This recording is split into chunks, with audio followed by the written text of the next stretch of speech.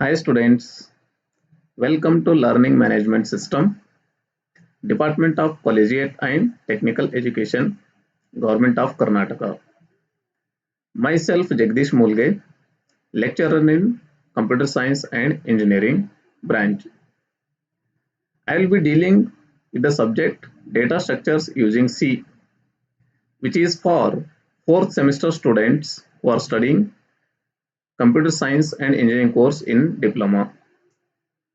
And the subject code is 15CS41T. So students, this is a fundamental course and the prior knowledge or prerequisite of this subject is programming in C. So ಈ subject ಅನ್ನು ನೀವು ಅರ್ಥ ಮಾಡ್ಕೋಬೇಕಂತಂದ್ರೆ ನಿಮಗೆ prior knowledge ಏನಿರಬೇಕು, you should know about basics of C programming language and you learnt this C language in your third semester. C programming language ಅನ್ನು ನೀವು third semester ಅಲ್ಲಿ ಆಲ್ರೆಡಿ ಕಲ್ತಿದ್ದೀರಾ. ಹಾಗಾಗಿ ಸಿ ಪ್ರೋಗ್ರಾಮಿಂಗ್ ಲ್ಯಾಂಗ್ವೇಜ್ ನ ಬೇಸಿಕ್ ಅಂಡರ್ಸ್ಟ್ಯಾಂಡಿಂಗ್ ನಿಮಗೆ ಇತ್ತಂತಂದ್ರೆ data structures using C ಈ subject ಅನ್ನು ನೀವು ಈಸಿಯಾಗಿ ಅರ್ಥ ಮಾಡ್ಕೋಬಹುದು.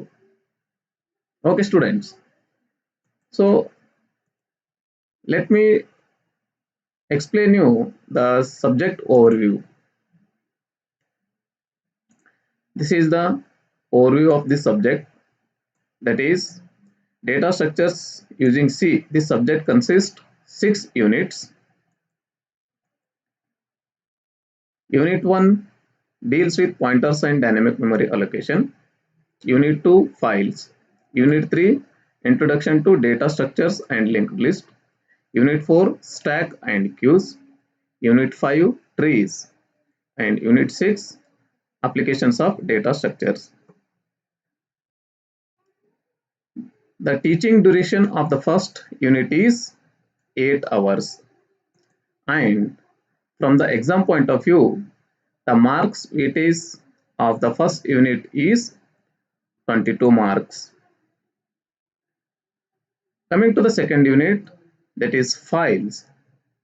The teaching duration of this second unit is 6 hours, and marks weightage for the examination it is 17 marks. Third unit teaching duration is 10 hours, and marks weightage is 28 marks. Fourth unit teaching duration is, it is also 10 hours, and marks weightage is 28 marks. Fifth unit, it is about trees, and teaching duration is 8 hours, marks weightage is 22 marks.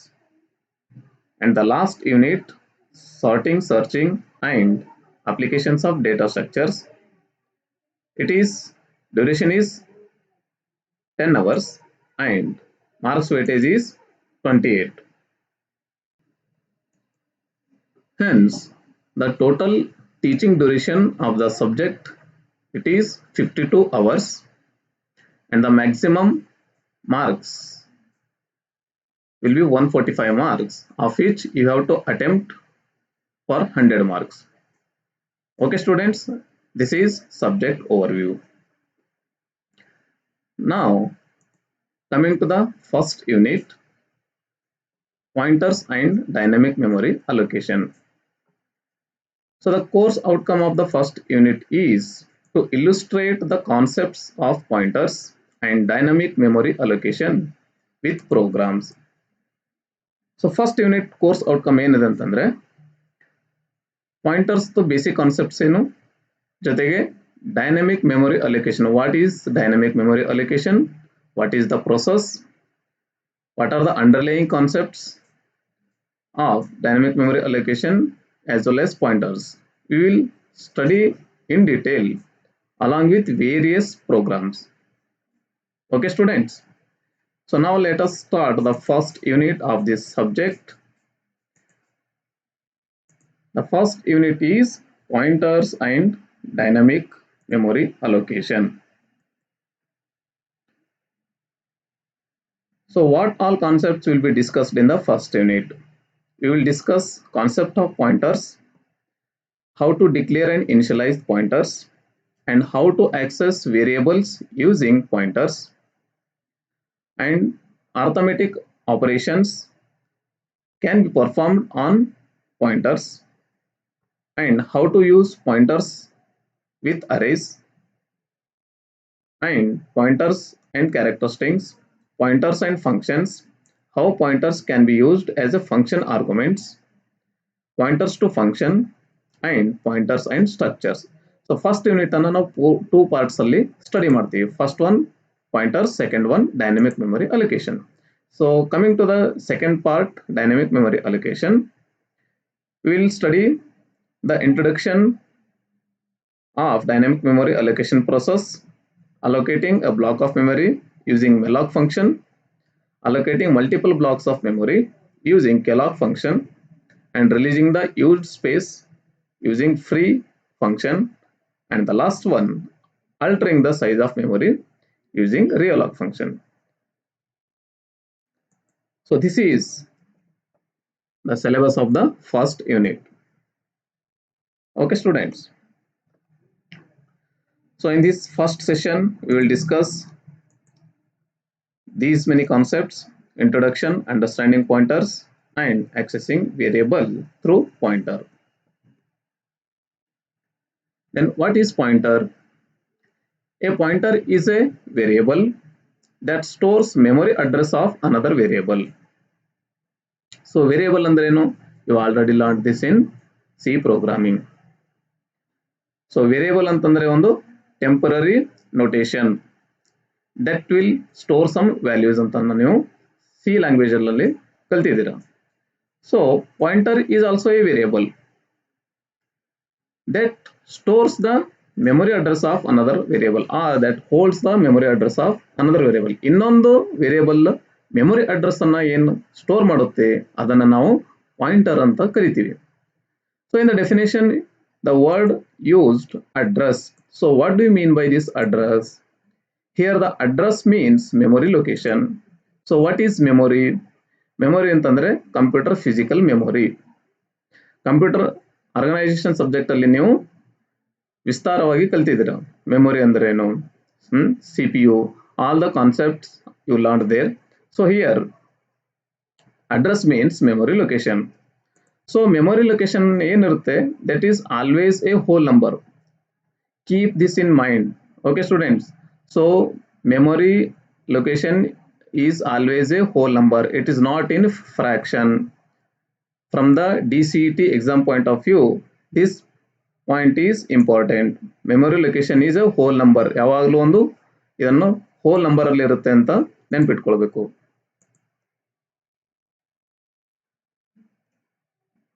So here it is a diagram. So let me take a physical memory of 16-bit. So 16-bit memory ಇದೆ ಅಂತಂದ್ರೆ ಎಷ್ಟು memory locations ಅನ್ನು ನಾವು form ಮಾಡಬಹುದು? We can form 2 to the power of 16 locations, which is 65,535. How this is formed? Yes students, so if you multiply 2 into 16 times, then you will get this value, like 2 to the power of 0, 1, 2 to the power of 1, 2, 2 to the power of 2, 4, 2 to the power of 3, 8, like this, 8, 16, 32, 64, up to, if you get the value 2 to the power of 16, you will be getting this value, that is 65,535. That means a physical memory which is 16-bit size will have 65,535 physical memory locations. So that is shown in this diagram. So every memory location, or you can say memory cell, is having a physical address starting from 0 to 65,535, and these memory locations are in contiguous in nature. Contiguous ಅಂತಂದ್ರೆ ಒಂದಾದ್ಮೇಲೆ ಒಂದು ಒಂದಾದ್ಮೇಲೆ ಒಂದು ಒಂದಾದ scattered ಆಗಿರೋದಿಲ್ಲ, ಸೀರಿಯಲ್ನಾಗ ಆಗಿ memory address ಅನ್ನು numbering system ಇರುತ್ತೆ. Okay students, so pointers are used to access and manipulate data stored in the memory. So here these two words are important: accessing and manipulating data.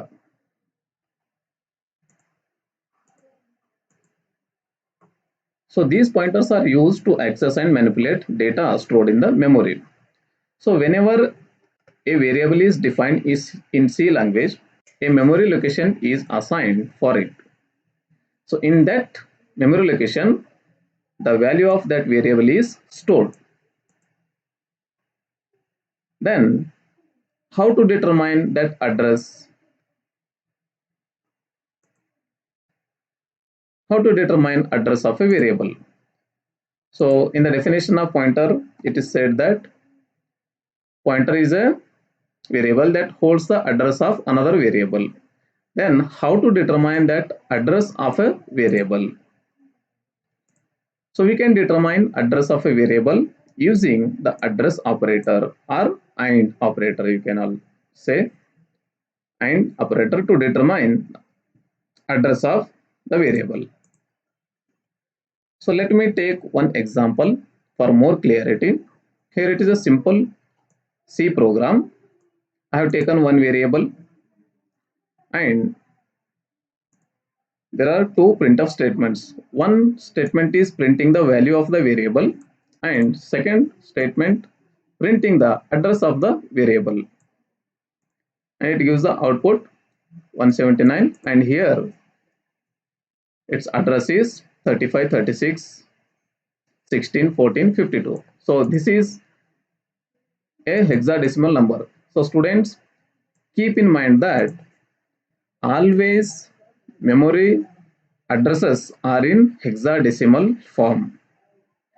So previously I told you one more important point, that memory address are always whole number and they are always represented in hexadecimal number. So let me show this with the program.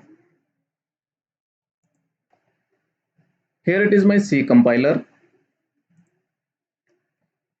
So let me write that small code int var 179 printf. First let me print the value of variable %d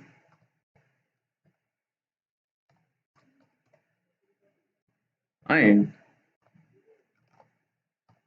next statement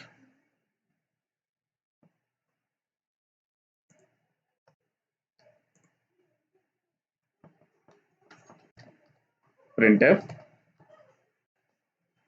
Here address of variable var %d. So by using which operator we accessed the address of the variable? Using address operator, that is AND. Okay students, return 0. So let me run this program. So here it is the output of this program, value var 179, address of variable 1084860276. So every time if you run this program, this address will be changed. This time if this memory location is allocated, then if you run the next time, here again the address is different.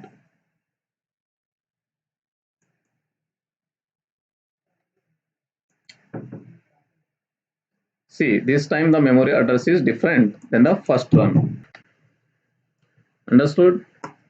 So if I run one more time, again address of this variable will be different. See, every time it is showing different memory address. Okay students, for more clarity of how addresses are formed in computer physical memory, here is a video. I have taken this video from the website log2base2. Hello friends, welcome to Log2 Base2 video tutorial. In this tutorial, let us see introduction to pointers. Before getting started with pointers, let us visualize computer memory addresses. Pointer refers to memory addresses. Using that reference, we access the value stored in that memory. Computer memory are linear. As you can see here, each block represents 1 byte of memory. So ಇಲ್ಲಿ ನೀವು ನೋಡಬಹುದು students, memory locations ಯಾವ ತರ ಇದೆ, they are in sequence starting from 1000 to 1039, 1000, 1001, 1002. So each memory location ಏನಿದೆ, this is of size 1 byte. So 1 byte means 8 bits. That 8 bits is a combination of zeros and ones. Every byte of memory will have unique addresses for easy hello stored in that memory. Computer block represents 1 byte of memory. Every byte of memory will have unique addresses. For easy understanding, we have represented the address in decimal system, but a real computer memory will be a hexadecimal value. Basic unit of memory is 1 byte. Here, 1 byte is made up of 8 bits. A bit can either be 0 or 1. The entire computer memory is made up of zeros and ones. There are basic data types like character, integer, float, double, etc. One character uses 1 byte of memory. Likewise, integer or float uses 4 continuous bytes of memory. Double uses 8 continuous bytes of memory. That is about computer memory addresses. Thank you for watching this video. So this is the basic concept of addressing. So here are some points where using the address operator will become invalid. So the following are illegal use of address operator.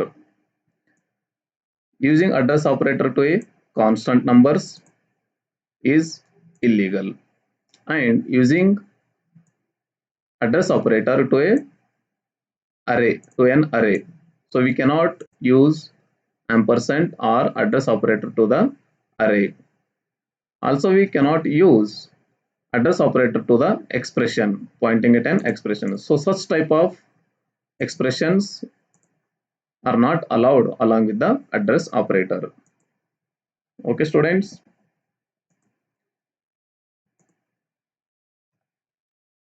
Now let us discuss how to access variable through pointer. So here I have declared one variable quantity. So let me assign value of this quantity as 179, and also here I am declaring one pointer. So how pointer is declared? It is declared along with asterisk operator, and this is the line where we can access the variable through pointer. So pointer is equal to ampersand operator with variable name. So what is done here? Here is a variable, integer type variable and integer type pointer. So this integer pointer is storing the address of the variable quantity. So here you can see this diagram. P is a pointer which is storing the address as 5000. So it is pointing to quantity variable whose value is 179. And what is this 5048? 5048 is the address of the pointer, whereas 5000 is the address of the quantity variable. Please make note the difference of these two addresses. So I repeat here, 5000 is the address of the quantity variable, whereas 5048 is the address of this pointer. Okay, students. So quantity is a variable, 179 is the value of the quantity, and 5000 is the address of the quantity.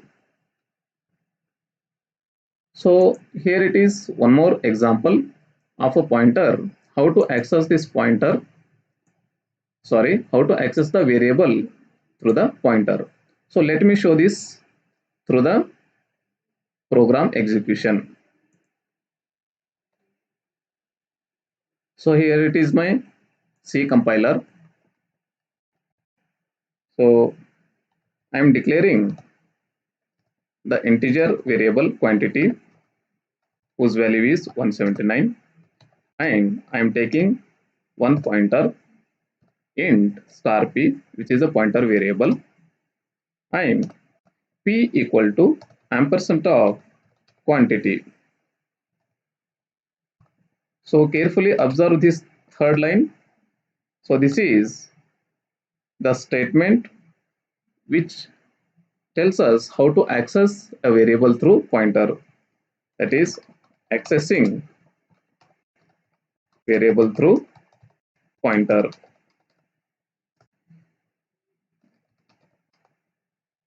So let me write the output or printf statement.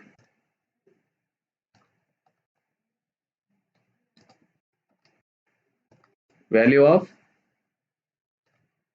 variable or value of quantity, it is %d.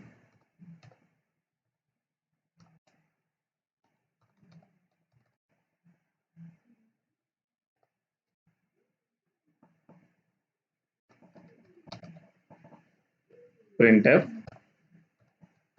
So let me print the value of quantity through pointer. So in above statement we have written quantity, so here I am writing that through pointer. And next let me access the address of quantity. So in last program execution, how we access the address of the variable? By using the ampersand operator or address operator. So this is one method of accessing the address of variable. So one more method is, here I am showing address of quantity %d. So here I can use p, pointer p, simply p. So writing the just pointer will access the address of the quantity, whereas using the pointer along with star p, this prints the value of the quantity. So let me run this program. See students, so value of quantity is 179 and value of quantity,